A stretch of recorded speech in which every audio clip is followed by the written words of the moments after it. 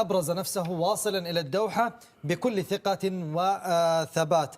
هل من الممكن أن نتحدث بأن هذا المنتخب سيكون هو الحصان الأسود على أقل تقدير بداية لمجموعته؟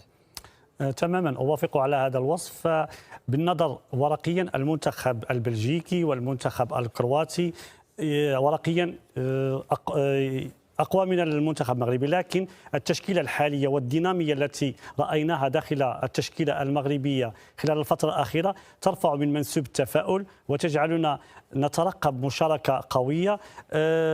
وليد الركراكي المدرب يعرف قطر جيدا، سبق له أن درب نادي الدحيل، خلق جوا أسريا داخل المنتخب.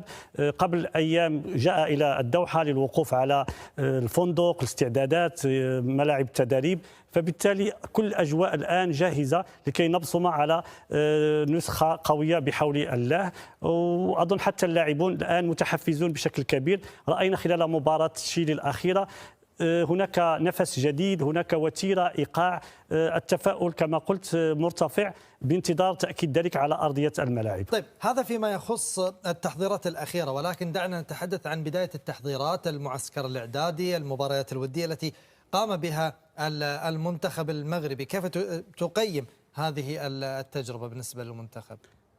كما تعرف المنتخب المغربي في المرحلة الأخيرة شهد تغيير المدرب. كان وحيد خليل زيتش هو المدرب، ذهب فوصل وليد الركراكي. نسبيا التغيير جاء متأخرا، لكن أن تصل خير من أن لا تصل. وقع الآن التغيير.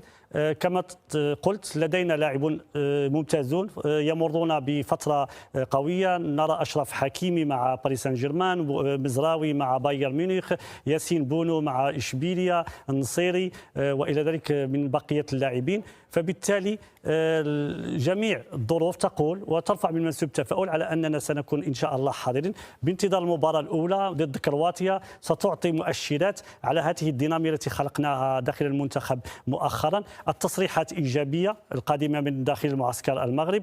المباراتين الأخيرتين ضد كل من الشيلي والباراغواي كانت بنفس كما قلت، كانت بنفس جديد عكس ما كنا نراه مع وحيد. أتمنى ونتوقع في نفس الوقت أن نكون في الموعد إن شاء الله في دوحة الخير بإذن الله تعالى. طيب، لما نتحدث عن قائمة الأسماء والتوليفة التي وضعها الكابتن وليد، هناك مجموعة من اللاعبين يلعبون في الدوريات الأوروبية، بعضهم يلعب في الدوريات العربية.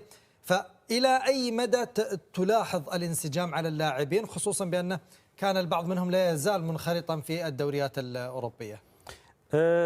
كما تفضلت، يعني هذه التوليفة أن اللاعبون سيصلون وهم في جاهزية كبرى، لأنهم يعني مباشرة اليوم آخر مباريات في الدوريات الأوروبية، وبعد أسبوع ستنطلق إن شاء الله صافرة بداية كأس العالم.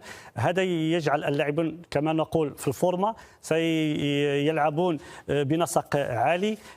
مؤخرا التشكيلة التي ندى عليها وليد وبإجماع الخبراء منطقية إلى حد كبير. حاول أن يستدعي أفضل العناصر المتوفرة لديه في الفترة الحالية والتي تمر بمرحلة جيدة. عودة عبد الرزاق حمد الله بعد غياب طويل من المنتظر أن تعطي نفسا جديدا للهجوم. فأيضا عودة مزراوي، عودة زياش الذين يعني غابوا لمدة وجود وحيد، فترة وجود وحيد خليل زيتش في المنتخب.